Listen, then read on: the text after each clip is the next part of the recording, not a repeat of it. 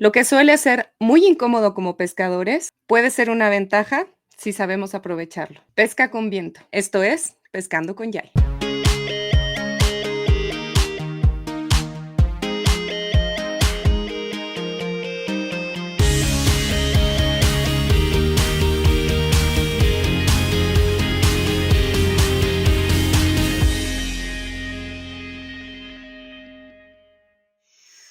Antes de pensar en las complicaciones como lo es posicionar la lancha si es que estamos pescando desde alguna embarcación, el casteo, el mantener nuestro señuelo en la posición en la que queremos estar, el sentir el tap tap e incluso hasta el enganche, pensemos en los pros que nos puede generar el viento en el embalse que vamos a pescar.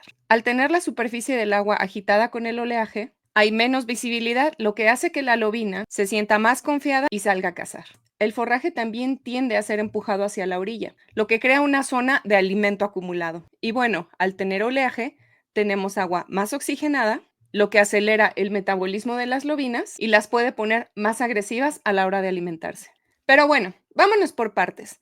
Antes de hablar de señuelos, de pesos y de cosas que tenemos que modificar en nuestro estilo de pesca, vamos a ubicarnos en esas zonas que pueden ser mucho más productivas cuando el viento está pegando fuerte. Las zonas de pesca. Sabemos que para la pesca de lobina, tanto la estructura como la cobertura son guías bases para poder ubicarla. Como ya lo mencioné, el forraje y todo eso que sirve de alimento para la lobina tiende a ser empujado hacia la orilla en las horas de más viento. Por lo tanto, las orillas son una excelente opción para cuando tenemos tanto viento. Lo importante es buscar orillas rocosas, no tanto lodosas. ¿Por qué? Porque si está lodoso o está con mucha arenita suelta, al estar el oleaje tan fuerte y el viento pegando tan fuerte, va a hacer que el agua se revuelva y no tengamos visibilidad. Entonces, hay que optar por las zonas de orillas rocosas. Lo más recomendable para aprovechar estas zonas es tirar paralelo a la orilla y seguir trabajando nuestro señuelo para mantenerlo en la zona de ataque el mayor tiempo posible. ¿Qué señuelos serían útiles en estas zonas?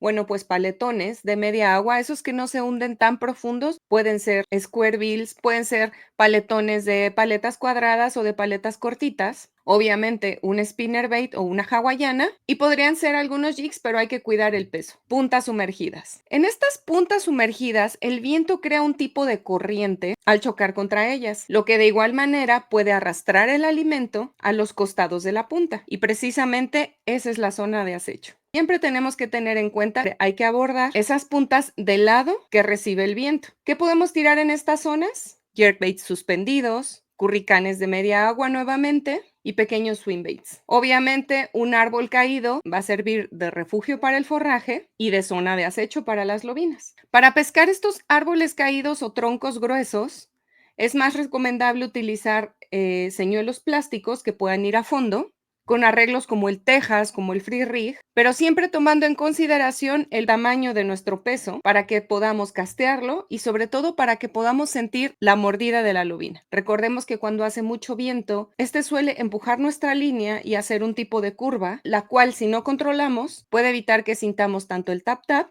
como el trabajo de nuestro señuelo. Entonces, en horas de mucho viento es importante que siempre utilicemos un peso adecuado para poder tener un mejor control tanto de nuestro casteo como de nuestro trabajo y obviamente pues de nuestro enganche. Otra zona muy productiva en horas de mucho viento pueden ser los canales o los arroyos, en los cuales, al igual que en las puntas, se crea una especie de corriente con el viento y que, como ya lo mencioné, arrastra el forraje. A las lobinas les gusta patrullar en los bordes, por lo que algo muy productivo es arrastrar nuestro señuelo plástico en lo que viene siendo el quiebre, donde pasa de lo bajito a lo profundo. Nuevamente, arreglos fondeados, pero en esta ocasión hasta podrían ser unos paletones de profundidad, podría ser un Carolina, Free Rig, Texas.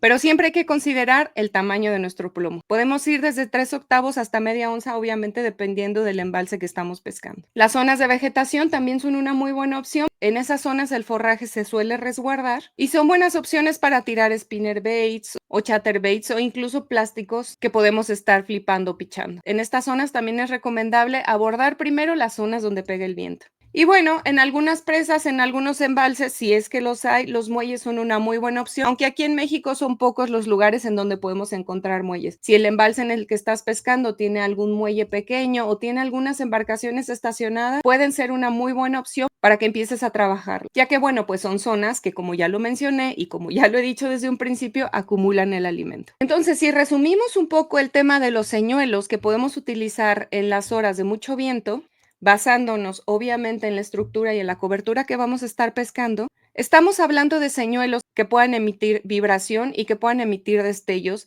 porque vamos a estar trabajando en agua agitada, por lo cual spinnerbaits y chatterbaits son una excelente opción. Volviendo al tema de las orillas y de las zonas de poca profundidad, pues obviamente los curricanes tipo squarebills o de poca profundidad son también una muy buena opción. En aguas claras o con oleaje, los jerkbaits suspendidos son una muy buena opción. Y ya si nos vamos a ir a fondo, pues obviamente los plásticos utilizando arreglos de profundidad. Siempre y cuando, como ya lo dije y les vuelvo a recordar, cuidemos el tamaño del plomo. Si el embalse se presta a tener esos canales o esos arroyos que ya mencioné, pues los paletones de profundidad también son una buena opción, pues ya que son zonas como de transición y zonas de acecho. Entonces, y en resumen, ¿cómo debo abordar un embalse cuando está pegando el viento? En primer lugar, yo te recomendaría empezar en las orillas donde pega el viento, pero recuerda que tienen que ser rocosas, que no haya arena, que no haya lodo para que el agua no se enturbie y entonces tu señuelo pueda tener visibilidad. Los tiros, recuerda hacerlos paralelos para aprovechar toda la orilla y abordar toda esa zona de pesca. 2.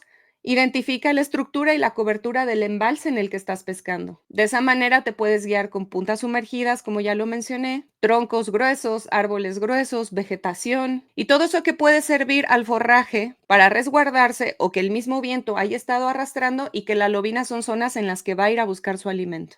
Buscar puntas de entradas a bahías y abordarlas del lado también donde pega el viento, zonas de transiciones de profundidad. Y bueno, si el viento es muy fuerte, puedes finalizar en bahías protegidas por el viento, aunque ahí tendrás que abordar la pesca de manera más lenta. Lo primero siempre será identificar tu estructura y tu cobertura que te va a servir como guía. También puedes guiarte un poco con la hora del día. Por ejemplo, en la mañana, cuando el clima es más fresco, vas a encontrar las orillas un poco más activas que en la tarde, que el agua se pone más caliente y las lobinas suelen irse a zonas un poquito más profundas para encontrar agua un poco más fresca. Entonces ahí puedes buscar las caídas. Temprano en la mañana puedes buscar las orillas y ya un poquito más en la tarde puedes buscar esas puntas sumergidas o puedes posicionarte más en esas caídas o zonas de transición. Y ya por la tarde-noche puedes volver a esas zonas de orillas, a esas zonas un poco menos profundas.